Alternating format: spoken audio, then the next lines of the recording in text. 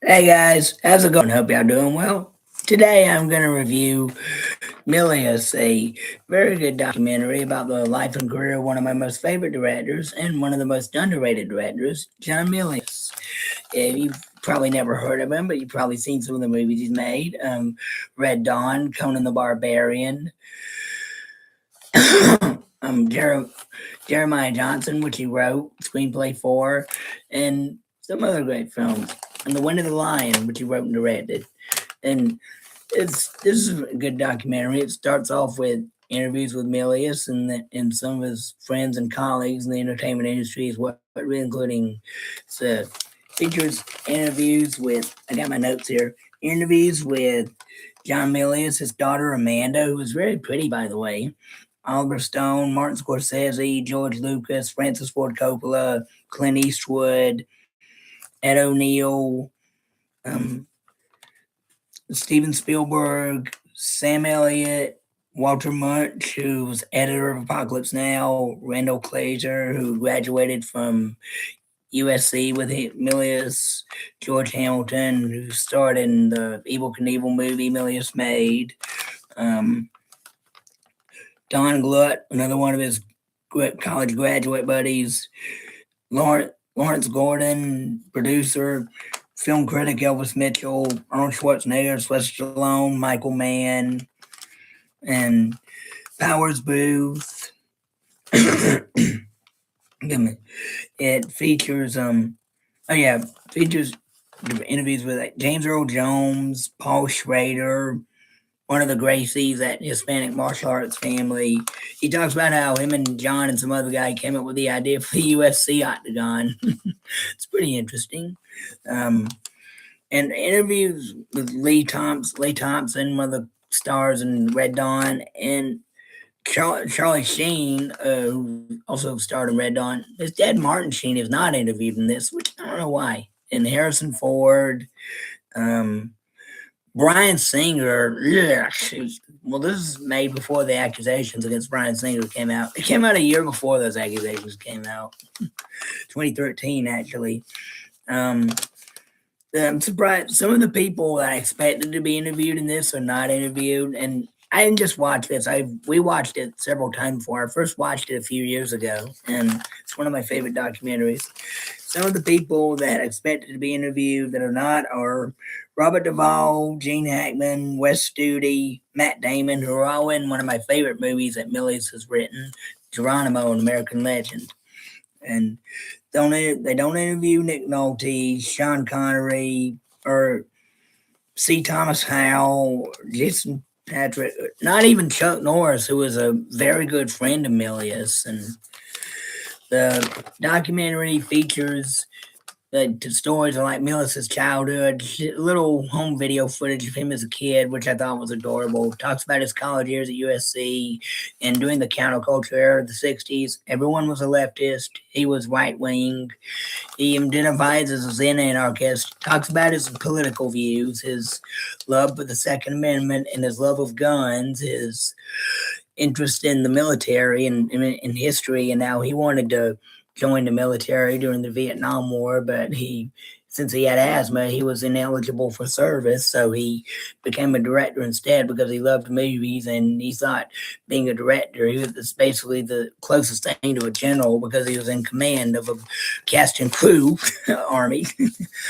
And his first movie he made, The Devil's Eight, he helped write that. He didn't direct it. Talks about that. It talks about this short animated film he made in college called so Marcello I'm Bored, and it talks about his movies. The movies, some of them he wrote, some directed, some he both wrote and directed, including the movies I mentioned are. I'm sorry, I'm going over these notes. Uh, golly. Talks about Dirty Harry, Magnum Force, which he did screenplay work but was uncredited for in both those. In interviews with Clint Eastwood talks a little. I wish we could have seen more of Clint talking about Milius. Oh, Clint also said that he liked Conan the Barbarian, which I'm surprised that Clint liked a movie like that. Didn't know he was into fantasy swashbuckling adventure movies. Wish he had made one. um, Talks about Jeremiah Johnson, how that movie turned out differently than how he originally wrote it. It was more violent. Like he was Jeremiah Johnson was, I think he was eating dead bodies of his enemies because he was known as Liberating Johnson. Talks about Life and Times of Judge Roy Bean. That didn't turn out how he wanted either. The It shows like a clip of it with Paul Newman talking, and it shows like an image of the script scrolling, and the dialogue is written differently than the way it's spoken. And talked about how he wanted to cast Lee Marvin, but Lee Marvin was too drunk when he interviewed him or something, and so they cast Paul Newman, and Miller said he likes Paul Newman. He's a nice guy. He was a nice guy, but he's not wouldn't have been his choice if he had directed it. And he didn't think John Huston was the right person to direct it. And it talks about Winning the Lion, one of my favorite John Milius movies. No interview with Sean Connery, unfortunately. No interview with Candice Bergen. Is she alive today? Was she alive when this came out? I don't know. It talks about Apocalypse Now, another one of my favorites of his that he read the screenplay for. I think he should have directed it. He originally wanted to be like a right wing pro war movie, but it kept going more anti war when Coppola took over. And then it talks about Dillinger and how it doesn't romanticize crime like The Godfather does.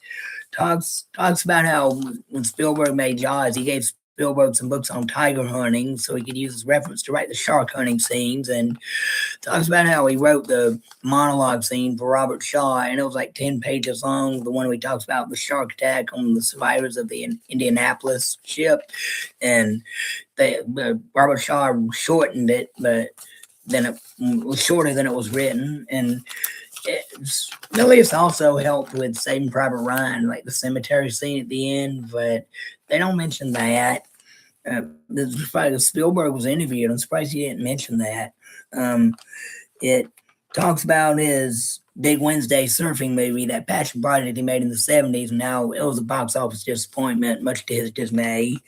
Talks about Conan the Barbarian, another one of my favorites of his. Doesn't talk about Conan the Destroyer because he didn't have any involvement in that.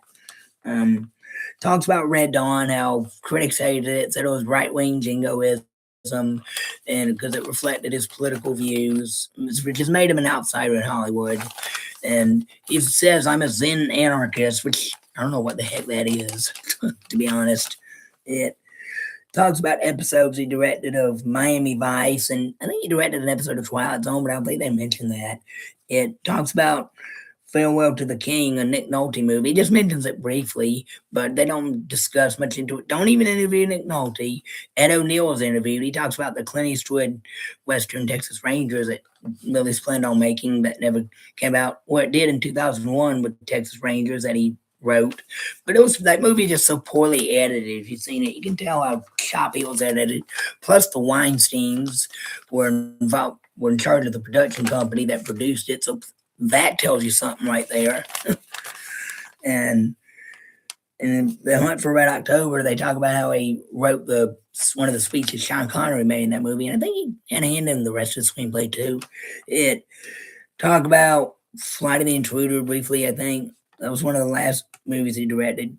Talked about that Rome TV show he did with HBO that I want to see. They talk about, or they do talk about show footage of John Goodman doing a parody of Milius and the Big Lebowski. I haven't seen that movie in a while. I need to watch it again. They do not mention Melvin Purvis G-Man, a TV movie that was a pilot for a series that was a spinoff of Dillinger the TV show never came about, though, just a TV movie. Don't mention Hardcore, that movie he produced with George C. Scott. They don't mention his that hand he did with helping Spielberg make with the script on 1941 or Indiana Jones Temple of Doom. They don't mention Extreme Prejudice. They don't mention Eraser, or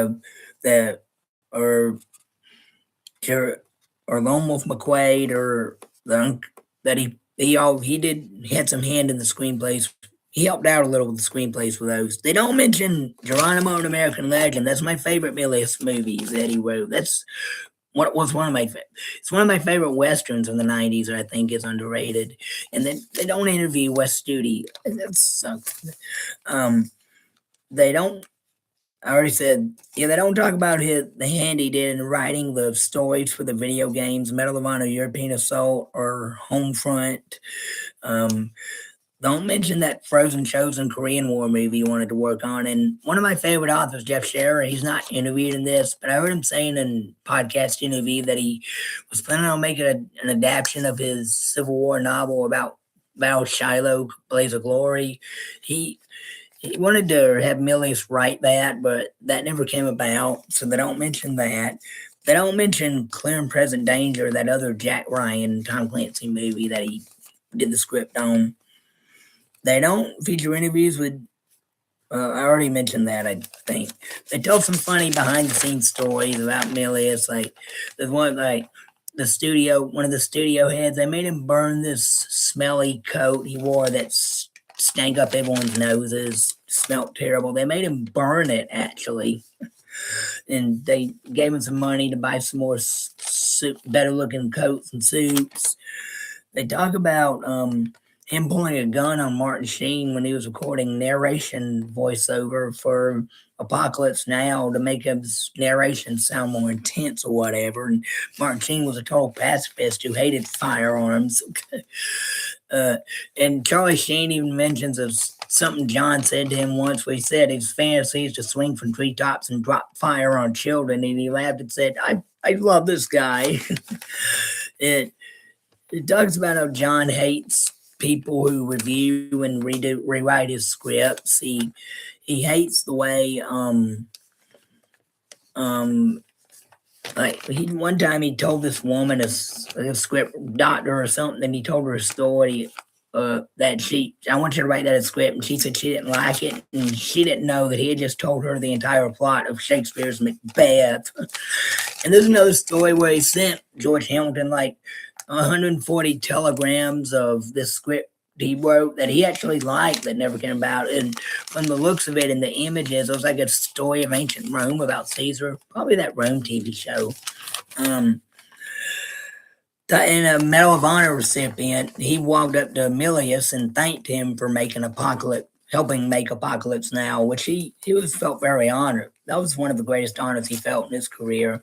And it doesn't mention that Rough Riders TV movie, the 2-part TV movie about the Teddy Roosevelt and the Rough Riders up San Juan Hill. Doesn't mention that at all. And Teddy Roosevelt is one of Milius' heroes. How do they not mention that?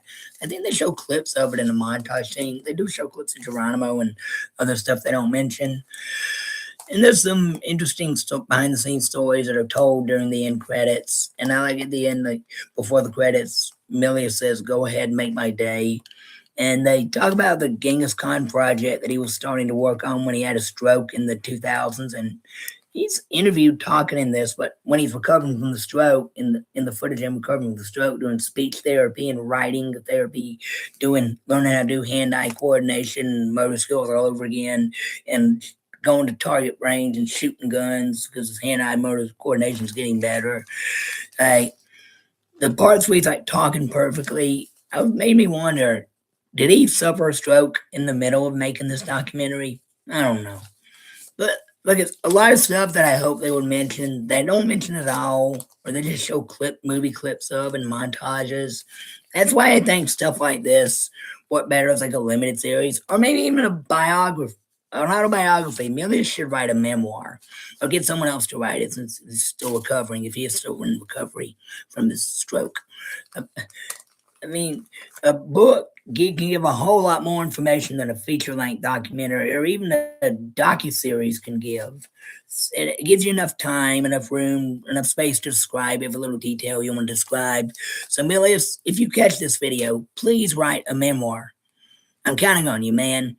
I love you. I love your work. God bless you. And God bless everyone who's watching. Thanks for watching.